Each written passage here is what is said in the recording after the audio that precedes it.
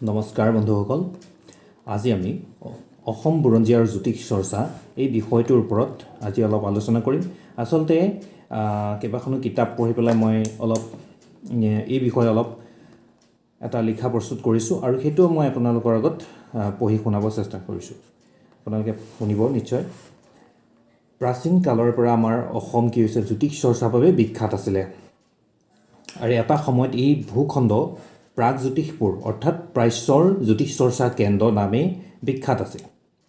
পদ্মনাথ গোহাঁই বৰুৱাৰ অসম বুৰঞ্জী মতে প্ৰাগৰ অৰ্থ পূব আৰু জ্যোতিষৰ অৰ্থ আছিলে নক্ষত্ৰ।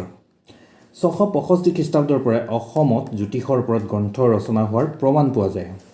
খ্ৰীষ্টীয় 16 শতিকাত কোচ ৰজা নৰনাৰায়ণে পৃষ্ঠপোষকতাত গুৰুৰ পীতাম্বৰ বাগীশে গ্ৰহণ কৌমুদী আৰু সিদ্ধান্ত কৌমুদী ৰচনা কৰিছিল।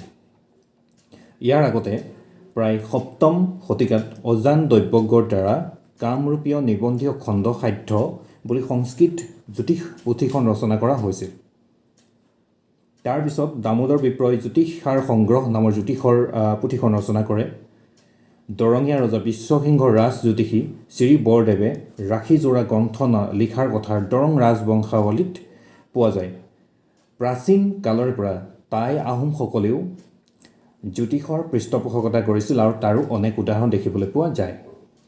ইয়াৰ উপৰি আমাৰ গুৰু মহাপুৰুষ শ্ৰীমন্ত শংকৰদেৱে 4 বেদ 14 শাস্ত্ৰ আৰু 18 পুৰাণৰ ওপৰত গভীৰভাৱে অধ্যয়ন কৰিছিল আৰু এই 14 শাস্ত্ৰৰ ভিতৰত জ্যোতিষ শাস্ত্ৰও এক অন্যতম আছে। এই সকলোবোৰ কথাৰ পৰাই এটা কথা অনুমান কৰিব পাৰি যে জ্যোতিষ চৰ্চা অসমত সুপ্ৰাচীন আৰু সুবিস্তাৰী আছিল, কিন্তু সামন্ত সমাজ ব্যৱস্থাৰ হেতু তথা শিক্ষাৰ অভাৱৰ বাবে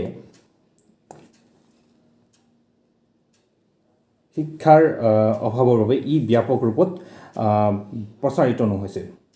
এই সকলোবোৰৰ উপৰি প্ৰাচীন তথ্য অনুসৰি গুৱাহাটীৰ চিত্ৰাচল পাহাৰৰ নৱগ্ৰহ মন্দিৰত জ্যোতিষ চৰ্চাৰ অন্যতম পীঠস্থান আছিল বুলি জনা যায়। গোৱালপাৰাৰ শ্ৰী সূৰ্য পাহাৰতো প্ৰাচীন কালত জ্যোতিষ চৰ্চাৰ আভাস পোৱা যায়। বিভিন্ন দেৱালয় মন্দিৰৰ তথ্য পাতিও অতি প্ৰাচীন কালৰ পৰাই যে অসমত জ্যোতিষ চৰ্চা চলি আছিল তাৰ প্ৰমাণ দিয়ে। পুৰণি অসম বুৰঞ্জীত উল্লেখ আছে যে প্ৰাচীন ৰজাসকলে যুদ্ধক্ষেত্ৰলৈ জ্যোতিষীৰ লগত লৈ গৈছিল আৰু সেই জ্যোতিষীয়ে গণনা কৰি দিয়া নিৰ্দিষ্ট সময়তহে তেওঁলোকে যুদ্ধক্ষেত্ৰত নামিছিল। আহোম ৰাজত্বৰ সময়ত এনে বহু জ্যোতিষীৰ উদাহৰণ পোৱা যায়। সেই সময়ত প্ৰতিগৰাকী ৰজাৰ লগত একোজন জ্যোতিষী আছিল আৰু আমাৰ লাচিত বৰফুকনৰ লগত যিজন জ্যোতিষী আছিল তেখেতৰ নাম আছিলে অচ্যুতানন্দ দলৈ। আৰু এই বিষয়ে আপোনালোকে জ্যোতিষী যিজন লাচিত বৰফুকনৰ যিজন জ্যোতিষী আছিলে এইটো অচ্যুতানন্দ দলৈ, এইটো গুগলত আপোনালোকে চাৰ্চ কৰিলেও এইটো পাব।